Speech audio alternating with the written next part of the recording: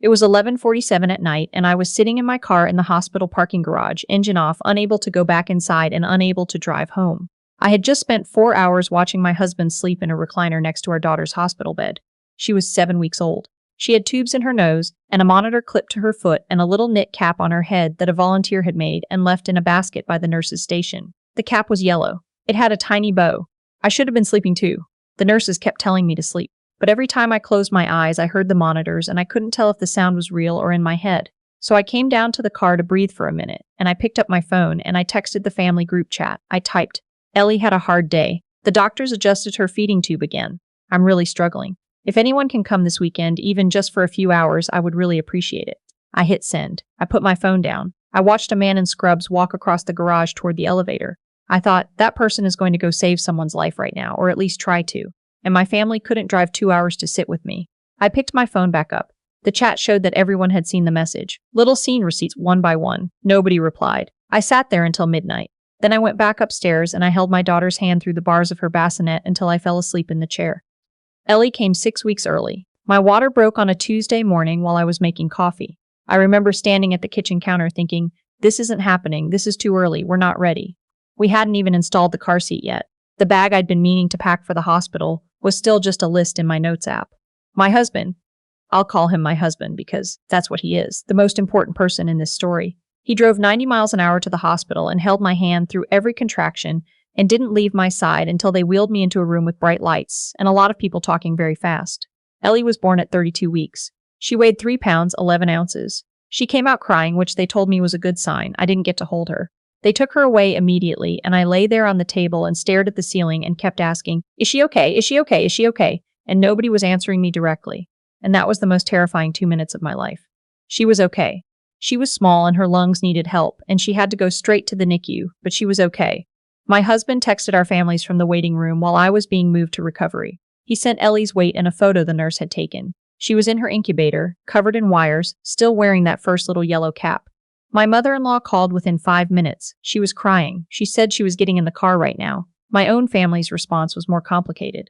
My mom sent a heart emoji. My older sister sent a voice memo that was 40 seconds of her saying, oh my goodness, she's so tiny, oh you poor thing," in a way that felt more like she was performing concern than actually feeling it. My dad sent a thumbs up.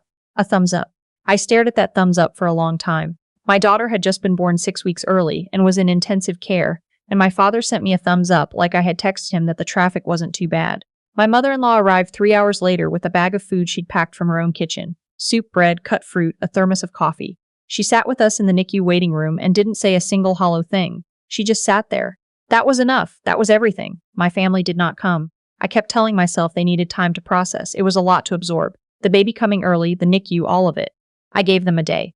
Then 2 days. I kept updating the group chat with Ellie's progress, her weight, her feedings, the little milestones the nurses celebrated with us. I sent photos. I wrote updates at midnight because that was when I had time and I couldn't sleep anyway. Everyone kept saying things like "so precious" and "praying for you," and "let us know if you need anything." I needed them to come. That's what I needed. I said that, eventually.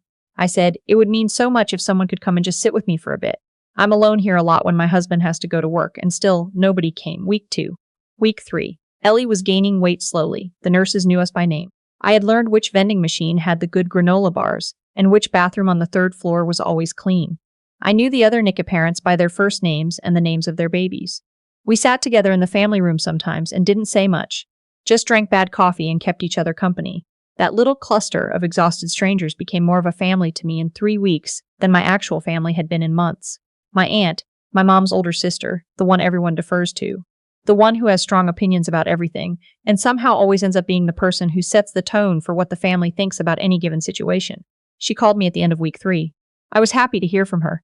I thought she was calling to check in or to say she was coming. She didn't say either of those things. She said, in that careful voice she uses when she's about to deliver something unpleasant, as if it's a favor, "Sweetheart, I want to talk to you about something because I love you and I think you need to hear this from someone who cares about you." I said, okay. She said she'd been hearing some things that worried her, that people in the family were concerned, that I'd been sending a lot of messages that were very emotional, and that some people felt I wasn't coping well. She said she'd heard from someone, she wouldn't say who, that I might be experiencing some kind of postpartum anxiety, possibly depression, and that it might be affecting my judgment. I sat in the NICU parking lot in the dark and I listened to my aunt tell me that my family was worried I was having a breakdown. I asked her who had told her this. She said she'd rather not say, but that this person had been present during a moment that concerned them. I wasn't having a breakdown. I was exhausted and scared, and I was spending my days in a neonatal intensive care unit, watching my premature daughter try to breathe, but I was not having a breakdown. I knew the difference. I asked my aunt if she had considered that maybe the reason I seemed distressed was because my daughter was in the NICU and none of my family had come to see her. My aunt said she thought maybe I should talk to someone. A professional. I ended the call. I went back upstairs. I held Ellie's hand. I told her she was doing so well and that she was so strong and that I couldn't wait to take her home. But something was itching at me. Something about the way my aunt had said someone told me. I heard from someone, this person was present during a moment. It was so specific and yet so vague. My aunt wasn't making this up. Someone had told her something. Someone who had been there. But where? I hadn't seen any of my family at the hospital. I let it sit in the back of my mind. I had more immediate things to worry about. Ellie's oxygen levels had dipped that afternoon, and the doctors wanted to monitor her closely. I wasn't going to spiral about family drama when my daughter needed me to stay level. Week 4. My husband was back at work full-time by then. He had used everything he had in those first 2 weeks, and we needed the income and the insurance, so he went back and I was alone most of the day. I'd arrive at the hospital at 8 in the morning and I'd leave around 9 or 10 at night, and those were long days. Good days, mostly, because Ellie was getting stronger, but long and quiet and very alone. My sister called one afternoon out of the blue. We hadn't talked in almost 2 weeks. I answered, and she launched immediately into telling me about a problem she was having at work, a colleague who had undermined her in a meeting. And I listened for about 7 minutes before I gently said, "Hey, I'm actually at the hospital right now. Ellie had a check-in this morning. I can't really talk long." My sister said, "Oh, right. How is she doing?" I told her Ellie was doing better, gaining weight. The doctors were talking about possibly moving her out of the NICU within the next 2 weeks if things kept going well. My sister said, "Oh, that's great. Okay, well, let me know when she's home and we can plan a visit." She wanted to come after it was over, after the hard part, after the weeks of uncertainty and the midnight parking lot texts, and the moment when I genuinely didn't know if my daughter was going to be okay. She wanted to show up for the easy part. I said, "Sure." I hung up and sat very still for a while. It was 3 days later that I found out what had actually happened. I was scrolling through social media late at night. I know, terrible habit, especially when you're already not sleeping, and I saw a photo my cousin had posted. It was from a family dinner, the kind my aunt hosts every few months where everyone gets together and there's too much food and too much wine and everyone talks over each other. I hadn't been to one in months for obvious reasons, but in the photo I saw something that made me stop. In the background, out of focus but unmistakable, was my aunt. She was talking to my mother, and on the table in front of them, visible just over my mother's shoulder, was my aunt's phone with a photo on the screen. It was a photo of me, taken at the hospital. I hadn't taken any photos of myself at the hospital. I hadn't posted anything. The only people who had been at that hospital were NICU staff, other families, my husband, and my mother-in-law. I zoomed in as much as I could. The photo was blurry at that size, but I could see enough. It was me in the family room, head down, what was probably a bad angle, looking exhausted in the way that you look when you haven't slept properly in 3 weeks. I was not having a mental breakdown in this photo.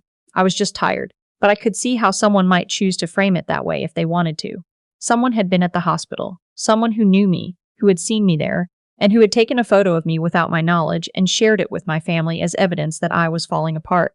The only person I could think of who could have been there, who moved in the same circles as my family but who I hadn't seen or spoken to, was my aunt's daughter-in-law. She worked at that hospital, not in the NICU, but she worked there. And she and I had always had a careful surface-level relationship, the kind where you're perfectly pleasant to each other at family events, but you both know there's an undercurrent of something unspoken. I didn't confront anyone yet. I didn't have proof. I had a blurry background of a photo and a theory. I sat with it. What I did do was call my brother. My brother is 4 years older than me. He's the kind of person who doesn't say much, but when he does, it counts. He's also meticulous. He remembers everything, and he doesn't accept vague answers. When I was growing up, if there was a conflict in our family, he was always the one who quietly gathered all the facts before he said a word. He took his time, and then he was always right. I called him and told him everything. The calls I'd made, the texts, the group chat, the weeks of silence, the conversation with my aunt, the photo. I told him what I suspected. He didn't say much while I talked. He said, "Okay, let me look into this." I said, "What does that mean?" He said, "It means I'm going to make some calls and ask some questions and I'll get back to you." 3 days later, he called me back. He had talked to my mother separately, not in a group context, just the two of them. He'd asked her direct questions and listened to what she didn't say as much as what she did. He'd talked to an uncle who was usually peripheral to family drama, but who had been at that dinner and had actually overheard part of the conversation my aunt and mother had been having. and he'd done some quiet investigation into what exactly had been said about me and where it had started. My aunt's daughter-in-law had seen me at the hospital. She had taken a photo. She had sent it to my aunt with a message that said something along the lines of, "I saw your niece here today. She seemed to be in a really bad state. I'm genuinely worried about her mental health. I didn't want to say anything, but I thought you should know." Then my aunt had taken that message, and that photo, and that seed of concern, and she had tended it very carefully. She'd mentioned it to my mother. She'd mentioned it at that family dinner. She'd shaped a narrative, not in a loud, dramatic way, not in a way that anyone could directly call out, but in that quiet, authoritative way she had, where she presented her concern as love and her conclusions as obvious. And my family, all of them, had decided that I was the problem. It was easier, I think, than feeling guilty for not coming. If I was struggling mentally, if I was not coping well, then my distress wasn't a normal response to a terrifying situation. It was a symptom of something wrong with me. They didn't need to show up because what I needed was a therapist, not a family. My aunt had given them permission to stay home. I went into the NICU the next morning and I sat with Ellie and I told her out loud that I was angry. I told her I was angrier than I had been in a long time. I told her she deserved better than the family I came from and that I was going to do better for her. A nurse I liked was in the room doing a check and she pretended not to hear me. Or maybe she'd heard things like this before. Maybe this room had held 1,000 versions of this conversation. My brother arranged a video call. He didn't call it a confrontation. He called it a check-in. Said he wanted to get everyone together because we hadn't all talked in a while. My aunt, my mother, my sister, and me. I didn't tell them I knew anything. We got on the call. My aunt immediately adopted her concerned tone, the one she'd used on the phone with me, and asked how I was doing, how I was really doing. In that way that implies she already knows the answer isn't good. I said I was doing better, actually. I said Ellie was going to come home within the week. I said I was glad we were all finally connecting because I had wanted to share some news. Then I turned my phone camera toward Ellie. She was in my arms. We were doing skin to skin that morning, one of the milestones the nurses had started encouraging.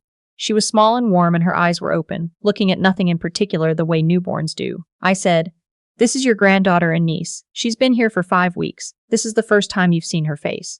Nobody said anything for a moment. Then my aunt started to say something about how they'd been so worried, about how concerned everyone had been, and my brother interrupted her. He doesn't interrupt people. He never does. So when he did, everyone stopped. He said quietly, "I want to talk about the photo." The way my aunt's expression changed, it was very small, but I saw it. A flicker, just for a second. My brother said he'd spoken with the uncle who had been at the family dinner. He said he knew about the photo and the message that had come with it. He said he'd also had a conversation with someone at the hospital. He didn't say who. He'd talked to one of the family room regulars who had seen me every day for 5 weeks, and that person had described someone who was exhausted and scared, but absolutely present, absolutely functioning, absolutely a mother who showed up for her daughter every single day. He said he'd also done some reading, because of course he had, and he said that the kind of messaging that had gone around the family, the careful concern, the "I'm worried about her mental state," the way the conversation had shaped itself, had a name, and it wasn't kindness. My aunt said, "I don't know what you're implying." My brother said, "I'm not implying anything, I'm stating it." My mother started to cry. My sister got very quiet. My aunt looked like she was running calculations. I wasn't going to perform anger for them. I didn't yell. I said, in the calmest voice I could manage, "You let me spend 5 weeks alone in a hospital with a sick baby because it was easier to believe I was broken than to show up. That's what happened, and I need you to understand that." The call ended shortly after that. My aunt tried once more to reframe things, to say she was only ever trying to look out for me, and I said, "I know you believe that," and I ended the call. My mother called me an hour later. She was still crying. She said she was sorry. She said she hadn't understood. She thought she was giving me space. She hadn't realized she wished she'd come. She said it all in a rush. Like if she said it fast enough, it would undo the 5 weeks. I listened. I let her say it. I told her I heard her. Then I said, "Ellie comes home on Thursday. If you want to meet her, you can come then. But I need you to understand that things are going to be different going forward. The way this family communicates, the way decisions get made by certain people without everyone else knowing, that's not something I'm going to participate in anymore." She said she understood. I don't know yet if she does. I don't know if my sister does. I know my brother does, because he's always understood. He just needed to see it clearly laid out in front of him. As for my aunt, she texted me 3 days after the call. She said she wanted to make a generous contribution to a savings account for Ellie. She named a number. It was a lot of money. I looked at that text for a long time. I thought about what my brother had said about names for things. I thought about what that money was for, who it was for, really. Whether it was for Ellie or whether it was something else. A reset button. A way to return things to the way they were before, where my aunt was the generous matriarch and I was the grateful niece, and nobody ever had to look at what had actually happened. I wrote back, "Thank you, but we're okay." She didn't reply. Ellie came home on a Thursday afternoon in November. My husband carried her in the car seat, and I walked next to him, and we went very slowly because we were both terrified and also because she was so small, and the world outside the hospital suddenly seemed enormous and loud in a way it hadn't before. My mother-in-law was at our house when we got there. She'd come the day before to clean and stock the fridge. She'd bought diapers in every size because she wasn't sure which ones we needed. She'd made food and labeled everything in the refrigerator and left a little note on the kitchen counter that said, "You did it. She's home. We're so proud of you both." I stood in the kitchen and read that note and cried in a way I hadn't let myself cry in 5 weeks. My mother came to meet Ellie the following weekend. She held her very carefully and cried a little and kept saying how beautiful she was. It was a quiet visit. Careful. We were both feeling our way around something new, some version of our relationship that hadn't existed before. One where things had been said out loud that couldn't be unsaid. I don't know what that relationship looks like long term. I'm still figuring it out. What I know is this. I sent one message from a parking garage at midnight asking for help, and I learned everything I needed to know about who would answer it. My husband, my mother-in-law, my brother eventually when I finally called him, the family room parents at the NICU who brought me coffee sometimes and said nothing, and that was enough. The people who showed up in the hard part, those are the people I'm building my life around now. Not because I'm bitter, not because I've written everyone else off forever, but because when you spend 5 weeks in a hospital with a sick baby and you finally bring her home, you become very clear about what actually matters, about who actually showed up, about how much time you have and how you want to spend it. Ellie is 7 months old now. She's healthy. She's loud. She has her father's eyes and what I suspect will be a very strong personality. She has no idea what happened in those first 5 weeks. Someday maybe I'll tell her, someday maybe I won't need to, but I'll remember, and I'll make sure that whatever family she grows up in, it's the kind that shows up.